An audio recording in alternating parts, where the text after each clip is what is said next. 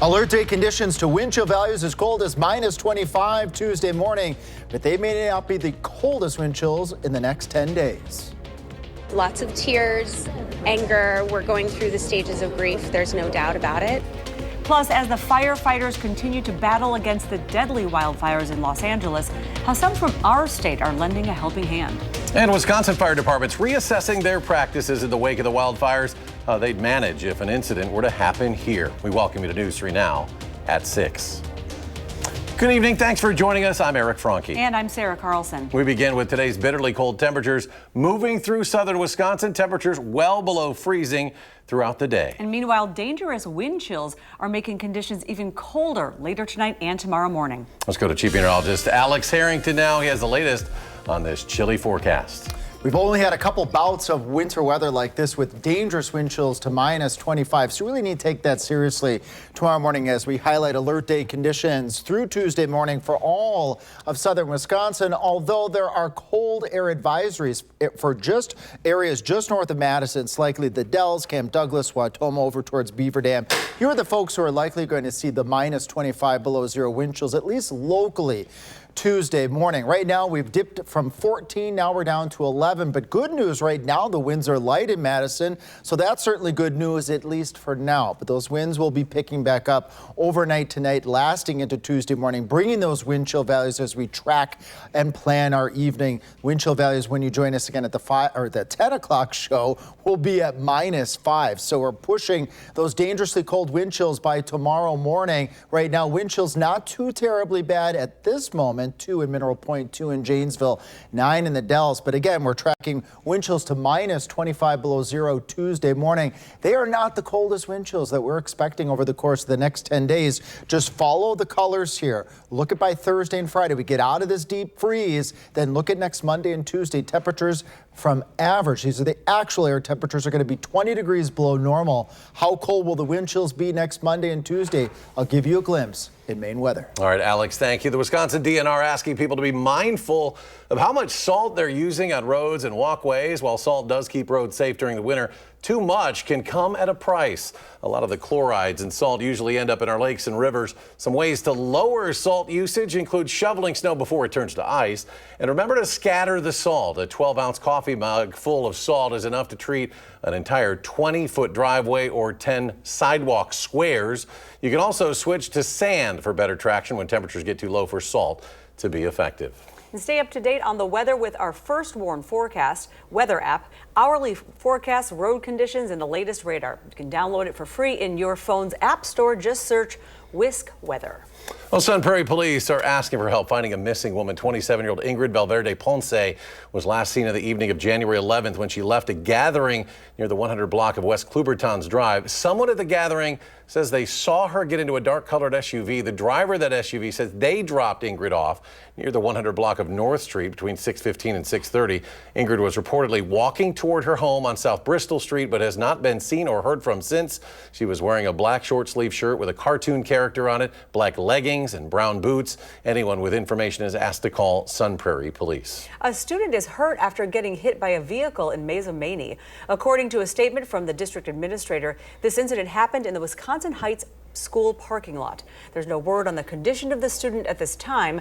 Right now, school staff is providing support and resources to help everyone involved. Breaking into our newsroom within the last few minutes, the Madison Police and Fire Commission has named an interim police chief. John Patterson currently serves as an assistant police chief. He will lead the department when current chief Sean Barnes steps down in February. He will last until the city can find a permanent replacement. Chief Barnes will join the Seattle Police Department as chief later this year. As the wildfires in Los Angeles burn through thousands of acres, the firefighting efforts are on full display. And it all comes as Wisconsin fire departments are reassessing their practices amid a lack of resources. Our Maddie Himes brings us a local look at changes in emergency response. As of right now, the LA area fires have burned about 40,000 acres. If we put that devastation on a map of Madison, this is the damage we'd be looking at. Now, this visualization doesn't take into account the square footage of Lakes Monona and Mendota, but the fires would essentially burn from Highway 14 going through Middleton all the way to Monona. So what firefighting resources do we have here in case of disaster? The short answer, less than we used to. It started off in the old days where we just have one fire department responding. But as we all know, there's a shortage of volunteers in our country. According to the U.S. Fire Administration, 92.5% of Wisconsin's fire departments are either entirely or mostly volunteer-based. But that roster is shrinking. Recruitment and retention of volunteers for the volunteer fire service continues to be a challenge. Across the country, we've lost about 30% of all volunteer firefighters. And in places like Iowa County, All of our fire departments in Iowa County are volunteer. response times can already be a struggle. So by the time we page them, it takes them 4 or 5 minutes to get to the station, get their gear on, and get rolling. So to make up for missed minutes and staffing shortages, Wisconsin agencies are relying on mutual aid to get the job done. You have your responsible fire department, then from one community, you'll have an engine coming that's the closest, then another community, a tender coming to help with personnel. Even in the city of Madison, served by career firefighters, mutual aid practices are becoming increasingly common. It's an efficiency thing. To prepare for more with less. Should that occur, large fires, and they do occur in the state, there's a system everywhere to help everybody help everybody. You can read more about fire response practices in your area at this story on channel3000.com. All right, thank you, Maddie. A UW Health dietitian and marathon runner is getting her life back on track. And it's all thanks to 2 medical experts now dubbed Team Ben. Jean Reisha says she was getting ready for a big run when she noticed she was short of breath. At first, she thought it might have been COVID, but tests came back negative. During a routine appointment, Reisha's physical therapist, Ben Williams, insisted that she check with her primary care office. That took her to another Ben Kempfer, a physician's assistant who ran dozens of tests. When those came back, Kempfer called Reisha and asked her to go to the ER that day. Further testing found several blood clots in both of Reisha's lungs. The ER had said to me, "I'm glad you came, and I'm glad you didn't go home and go to bed." And I always was wondering what that meant, and I have done my research, and no one really said that it could be stroke or death, but there's some scary parts to that. What could have happened? Jean returned to work a few days after going on that medication. Currently, she is seeing other UW Health experts along with a lung and blood doctor to figure out treatment moving forward. Coming up on News 3 Now at 6, the Madison Public Library giving plant lovers a head start on the next growing season. Plus, as many try to start the new year sober, how some local businesses are making up for lost revenue.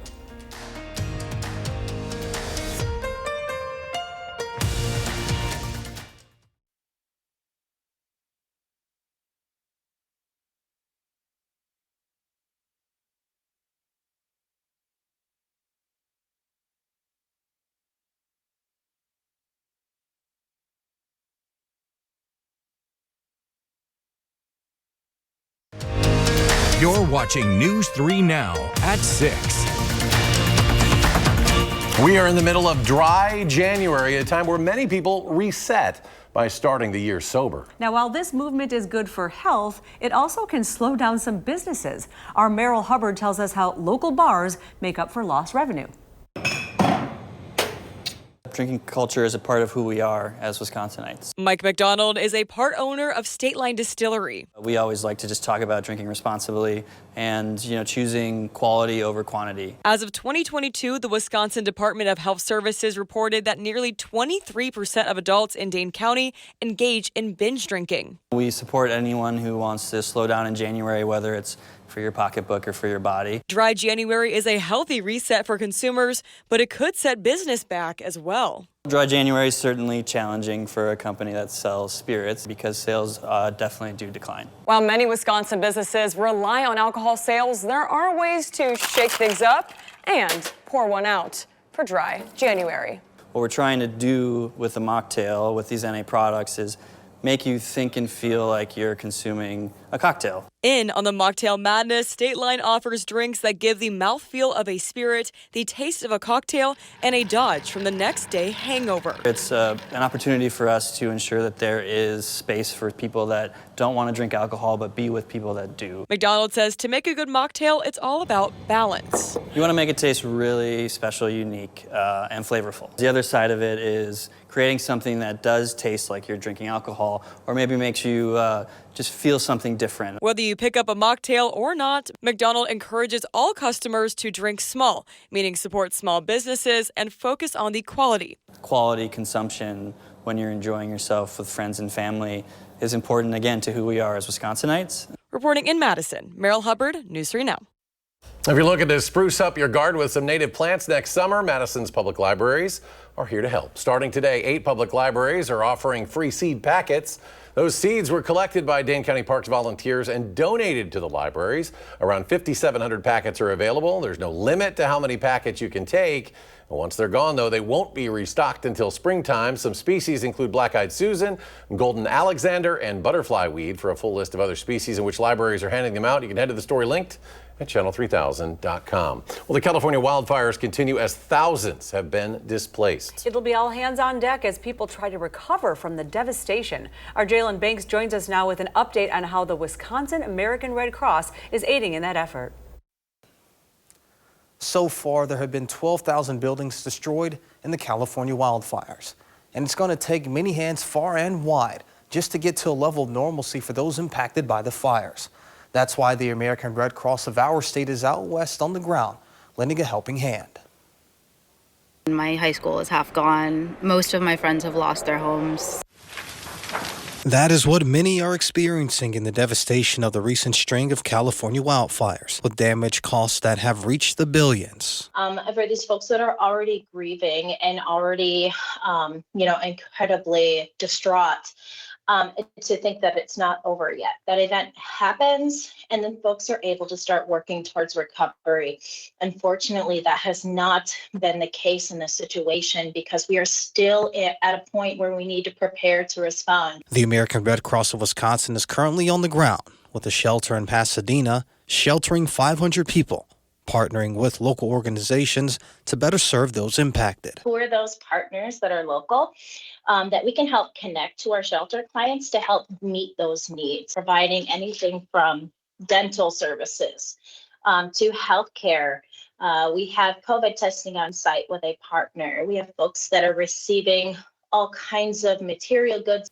Now, they're also sheltering pets. That includes 11 dogs, 6 cats, and a bird. For now, reporting in Madison, Jalen Banks, News 3 Now.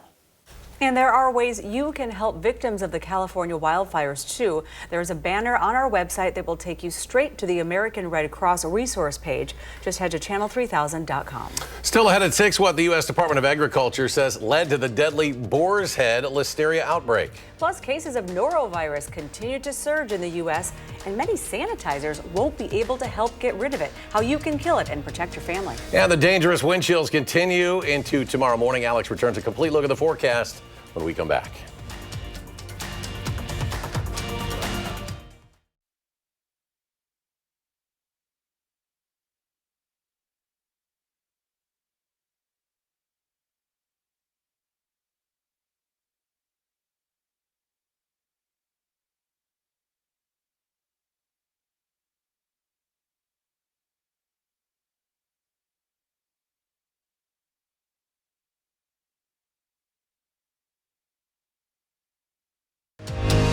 You're watching News 3 Now at 6. You may have heard about that nasty stomach bug norovirus going around recently again. Now, since August 1st, there have been nearly 500 norovirus outbreaks in states that report the data. Now, some of you might be thinking of taking some extra precautions to avoid catching the bug, but many may not know that most household cleaners and even many hand sanitizers do not get rid of this virus. Dr. Sanjay Gupta says it has to do with the virus's makeup. Its tough protein protective coat makes it harder for cleaners to penetrate. He says companies do make products that kill norovirus, but you have to check the label to see if it's included. You can also make your own. By mixing bleach with water, 3/4 of a cup of bleach per gallon of water. Now, if you don't want to use bleach, for example, on your countertops, you can try a disinfectant that contains hydrogen peroxide instead.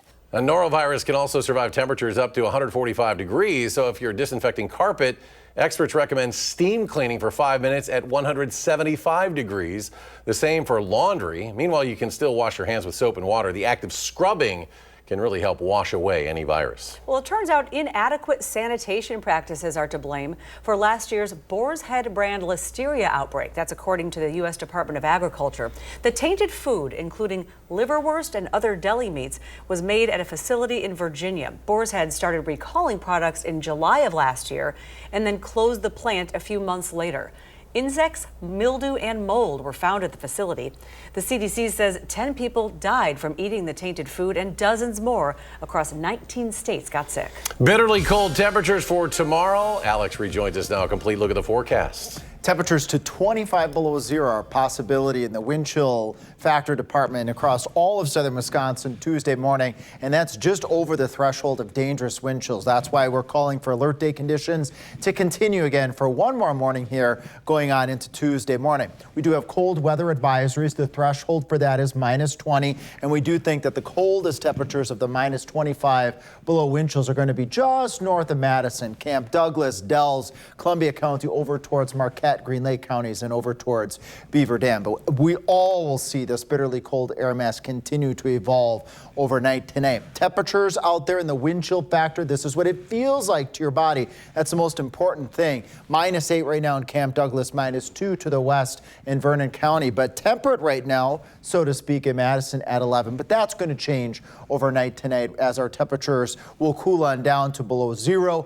and we'll bring those winds back up again. When you have light winds, the air temperature at 11 and the wind chill will be exactly the same. You ramp the wind up and the wind chill is going to go down, and that's what's going to occur tonight as we plan our evening in Madison tonight. When you join us again for the 10 o'clock newscast, -5 is what it's going to feel like. And I want you to join us at the 10 o'clock newscast, not just for the latest updates on alert day conditions, but I will explain why we keep getting these reinforcing bouts of polar temperatures. Let's track our wind chills tomorrow in Madison. This is a really good graphic for all of southern Wisconsin. Starting off the morning right around -20 to 25. That's right on the cusp of caution to dangerously cold wind chills. We work our way in the afternoon by 2 p.m. up into the cold to caution category. So it's the morning hours that we're highlighting here for alert day conditions. We'll allow the alert day conditions to drop as we go into the afternoon hours as we see improvement. What will the thermometer say in your car, or if you have a thermometer outdoors? It's going to say it's in the teens outside, sunny skies. I call this the deceptive sunshine because it looks really nice out there. It just doesn't feel very nice out there. And we've got more cold in the forecast. -20 Tuesday morning, bottom line with our temperatures. Can you get this here? 40 degrees by the end of the week. We're going to swing that quickly, and then alert day cold builds right back in exactly this time next week. I'll step out of the way here so you can see that. There's that 40 by Friday. A polar cold front comes through Saturday and Sunday. We swing from 40 on Friday to 3. That's it, 3 for a high temperature next Tuesday. These are the wind chills we're expecting next Monday morning before the coldest of the air moves in Monday night going into Tuesday. Could be looking at -25 to -30 wind chills. Again, this is next Monday. And if you want reprieve from the cold air going all the way to the end of January, it looks like much of the nation will be colder than normal. And still to come in sports, why Tucker Kraft says the Packers need to wake up if they want to be great next season. That's next on News 3 Now.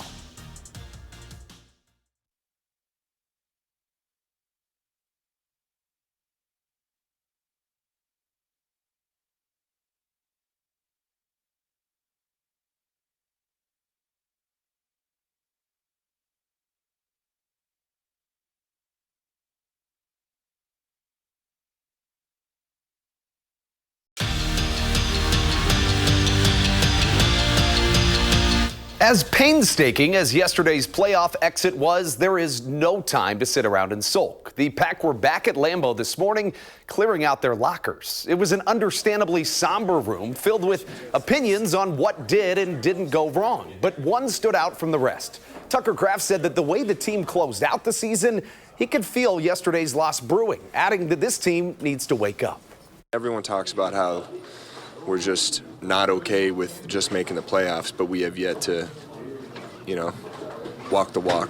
So going forward, I'm gonna embrace everything that I've put into this game, and then take on a little bit more of a leadership role, and try to get people people on the same wavelength that I'm on. Kamari McGee has been a massive reason that Wisconsin men's basketball has been just so good of late. And it's not just because the Racine native is shooting nearly 60% from three-point range. No, it's all about the energy that he brings to this group every single day. Kamari is the kind of guy that doesn't let anyone take a day off, and you could say McGee has been contagious. Really, from Kamari's standpoint, you know, it's genuine, it's organic. That's how he is every day. He's obviously positive and bubbly and smiling, but he also has a serious side to him too, where he can get after guys. It's super contagious, and I think he might be he's obviously one of the highest energy guys on the team, if not the most energy. So it's always good to have him around in the locker room and just helping us be the best version of us. But you don't just have to take their word for it when it comes to Kamari, because he just so happens to be our guest for the Wisconsin Huddle this week. Get to know the Racine native this Friday night right here on News 3 Now. Andrew, thank you. And of course, we are so happy to have Sarah back. It's like you went on vacation like 11 years ago and you came back to work, have some time off. It sort of feels that way. It's great to be back. It's an honor to be part of this family, old friends. Yeah. I mean, we've known each other, Eric and I, 25 years. Yeah. She was very young. And then new I was friends still old. too. I mean, I love this station and so happy to be back. And all of the supporters and viewers too. One show down, it's like you didn't even skip a beat. Well done. Got those first show jitters out. Like riding a bike. All right, Alex, final check of the forecast. Well, you're all wearing purple here. I'm not wearing purple, but that's the color I usually wear when it's really cold, but we have alert day conditions, so that's why we got the red on. Alert day conditions for bitterly cold temperatures Tuesday morning. Wind chills as cold as minus 20 to 25 below zero, so that is dangerously cold air that you're going to be waking up to, that you'll need to definitely bundle up to Tuesday morning. We warm all the way up to 40 degrees by Friday, unreal. And then as we go into next week, another polar cold front comes through this weekend. You'll hear it. The winds are really going to ramp up. And by the time we get into Monday and Tuesday of next week, those mornings, Monday morning and Tuesday morning, wind chills possibly to minus 30. I don't know how we do it with our pets. It's hard. I know. Cold Careful out stretch. there. Alex, thank you. Thanks for joining us for News 3 Now at 6. See you at 10.